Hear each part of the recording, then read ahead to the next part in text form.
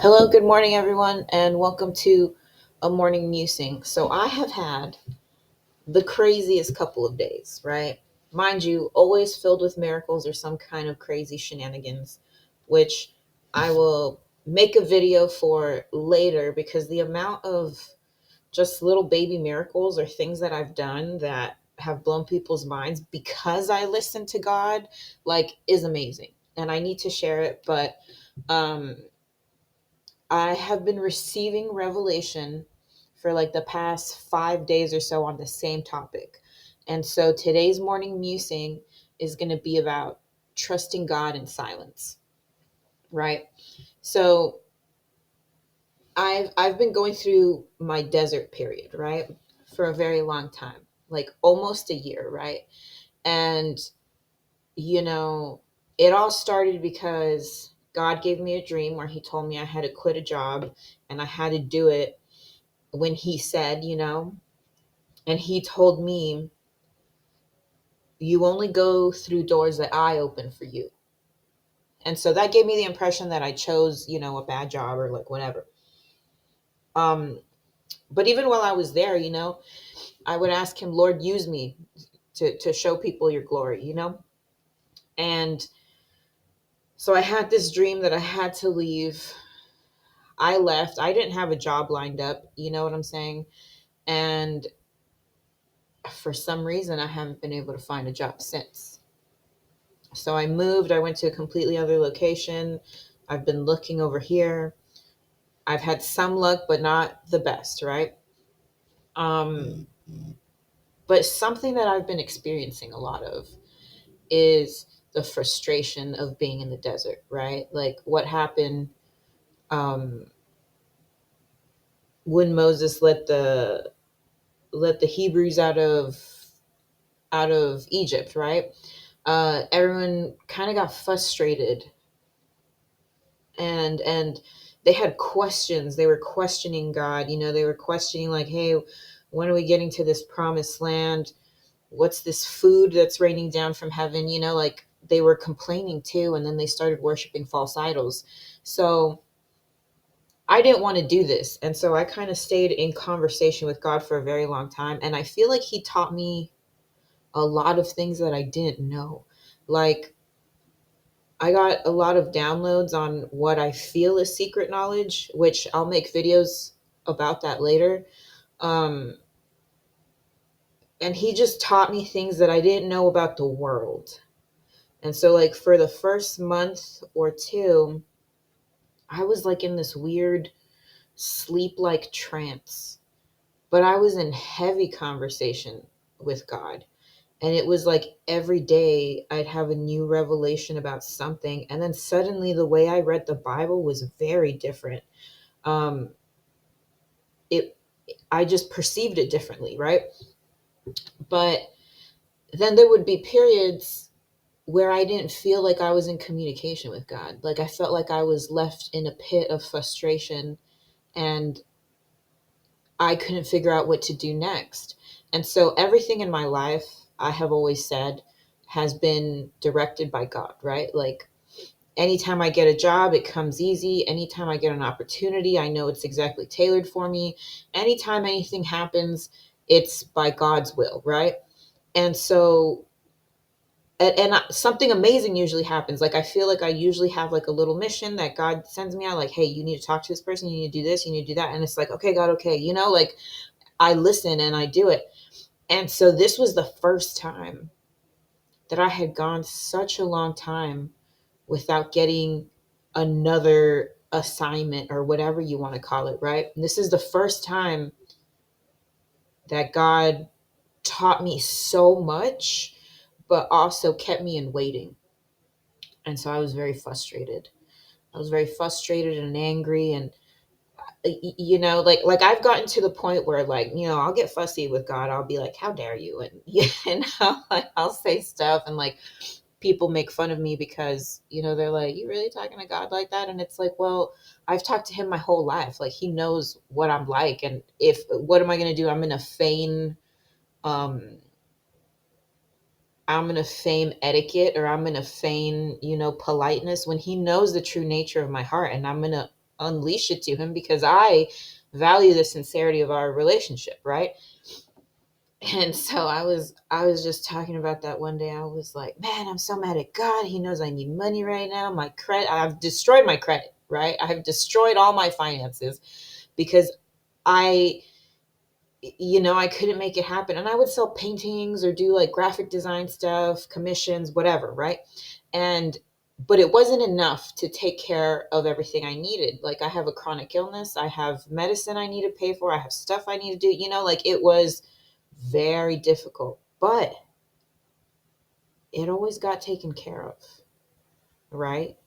And so I spent so much time being this ball of anger and frustration, and yet everything was always taken care of. Even if it got to the last minute, somehow something would happen and it would get taken care of. Mind you, sometimes, a lot of the times, it did require some of my legwork and just believing that it would happen. But it always happened before it was necessary, right? I mean, there were a few things that didn't happen when they were necessary. Like there were like what 5 months of payments that I haven't done. I still haven't done that, but I have faith that God will fix that at the right time. And I'm going to fix it too. Like I'm actively making a schedule to fix that. But my point is, it's August, right? I'm frustrated. I haven't found a job. I'm super upset. Um, and I'm just talking to God about it, like I'm so mad and I need to do this and I need to do that and I'm frustrated and I have ADHD, right? So if I'm not like doing something, I am going even more crazy. Like I'm a spiral of just like not okay. And I heard God's voice loud and clear.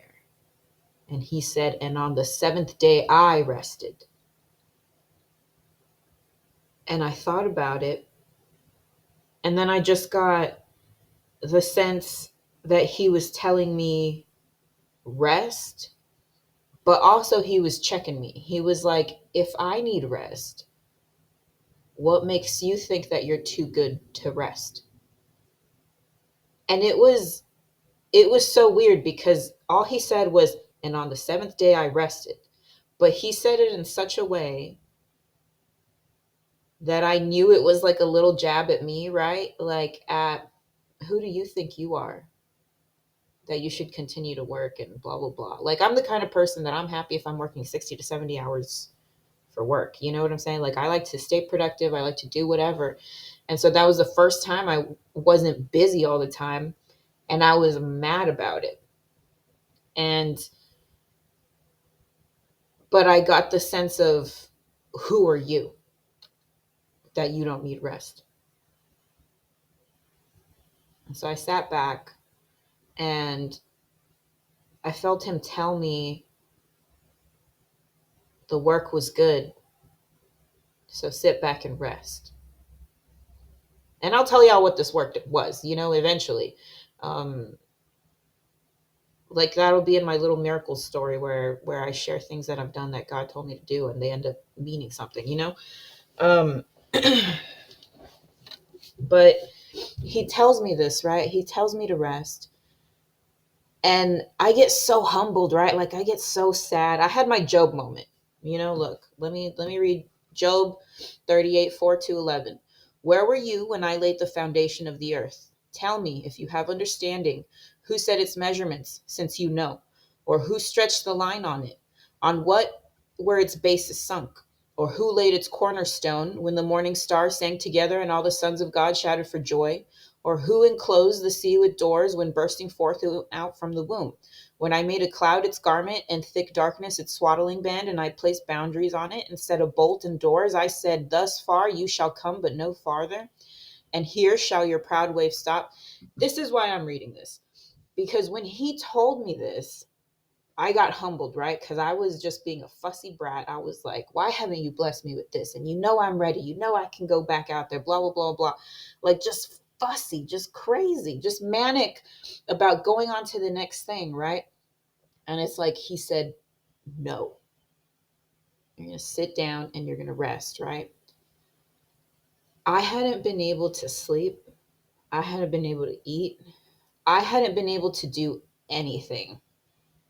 And that week, for the first time in like years, I slept 8 hours a night. And all I did was I was like, you know what? I'm going to allow myself to chill out. I'm not going to stress about it. I'm going to eat little snacks that I want. I'm not going to trip about it. After that week, I had a job. Not even kidding, y'all. After that week, I had a job. And I received revelation, right? The revelation I received was, if you cannot rest in me, then do you truly trust me? And if you don't truly trust me, then how can you allow me to lead you? And so the other day, I was talking to my sister, right? And she works at this restaurant, and she's like front of the house and back of the house manager.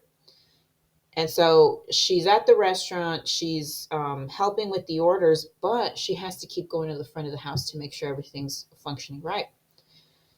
So she goes to the back of the house, and her grill cook is getting mad at her because she's telling him the times on the ticket, right, that he needs to accomplish. And he's getting upset, you know. He was like, hey, you keep leaving. I need your help.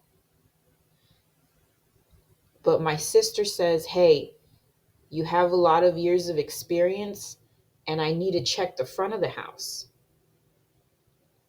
But I'll come back when I have time to help you. And so a lot of the times, you know, God gets quiet and we don't know why. We don't know what we're supposed to do. We don't know how things work. But let's say we have worked with God for such a long time that he trusts us to be in the back of the house, right? While he's checking the front of the house. That means you have his trust enough to be on your own and do what has to be done. But when it gets tough, he's going to come in, right? He's going to come in to help when the, tickets get crazy and you need to, put some food out, whatever. My point is, we get frustrated when we can't hear God's word. And like, we get frustrated when things don't happen at the timing that we would prefer it to happen, right? But a lot of the times it's a matter of trust and being in conversation with that trust. So when you can't hear God and you're like, well, where are you? Why aren't you here? Da, da, da, da. One of the things that I felt that God was telling me too was, sometimes we're left alone to be tested, right? Other times we're left alone because we're trusted to get the job done. Because we're trusted to get through this phase by ourselves. Because we've gained an amount of trust where he doesn't have to hover us, right? When we're kids growing up, what do? At some point in time, you let your toddler, right, walk around on his own to explore, to look around, to do all that stuff. You can't be hovering for all their life, because then you don't allow that growth or development. And so I have been in a period where I'm frustrated. I can't do this. I can't do that. I'm trying, I'm putting in efforts, I'm writing cover letters, I'm redoing my resume, I'm editing it all the time, da, da, da, and I could not figure it out. But the missing ingredient was that I had to surrender those feelings, give those feelings up, those feelings of frustration, those feelings of anger, those feelings of sadness, because is that truly trusting God to handle it? If I'm feeling like that, then I'm nullifying whatever prayer that I'm, proclaiming, or whatever praise I'm giving to him. It like cancels out. How genuine can my praise be if I'm over here doubting, my God? Like, that doesn't make any sense, right? And so it was crazy, right? Because that day that I posted the coffee musing video, I didn't want to do it. One, sometimes I feel like I'm crazy talking about some of these things, right? And so I was like, man, I'm just going to upload this. I'm going to be like a crazy person just talking about random nonsense on YouTube. But I just felt God nudge me, and he's like, do it. And so I did it. And the next day, I got a call for a job that I've been wanting for a long time. And not only that, but they were considering me for a supervisor position. Mind blown. Mind blown. And it's amazing how much true surrender and trust can get you. When you're a part of a team, if you don't trust your leader, what happens? You start acting out. You get fussy. You start challenging them. You start telling them things. I challenged him. That's why I got humbled. I was like, come on, I thought you could do everything. Let's go on to the next thing. And it's like, no, you got to wait. But when you have a good leader, you trust their judgment completely. And I would think about jobs I had where if I had somebody that had X amount of years of experience, I was good. I would train under them. I would do whatever. Oh, so-and-so says we got to wait on this. We're going to wait on this. We're going to do that, whatever. And so it's like that same amount of confidence and the same amount of putting the issue out of my mind the second it has been decided or judged upon by my leader is exactly what my leader needs in order for the team to run effectively. Because if the team is not on the same page, then what happens? The plan or the strategy fails.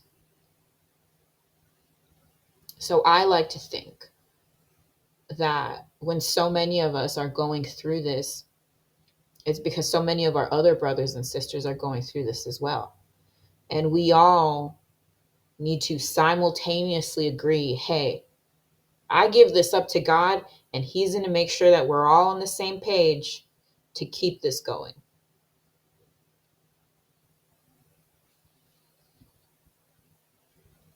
We all have the same mission. So it is naive to think that we aren't working in coordination with each other to accomplish something bigger than ourselves. And it's like, I need to be on the right page and in the right frame of mind to do what God put me on this earth to do. And I'm going to segue this into another video that I'll probably post later on. But here's what God told me the other day. And I think I posted in another morning musing, right? But he said, every tiny little thing that all of us individually do affects the biggest things, the biggest issues that humanity has. And so if we all are working collectively on the little things, then the big things could come together at the right time. It's like ants getting food and we all put it in the same place and we get the job done or whatever. But if we're going around lost, if we can't communicate where the food is, if we're mad because we haven't found food, we can't coordinate a new plan of attack to go figure it out. And it's like, I believe that we do this through communication with the Holy Spirit, through communication with God. But it's also like, we need to get on the same page. And the page we need to get on is surrender, trust, know God's voice, read his word, stay within the parameters that he's given us with the Bible so that we could be the most effective that we could possibly be. So that's your morning musing. Do you trust God enough to let Him trust you?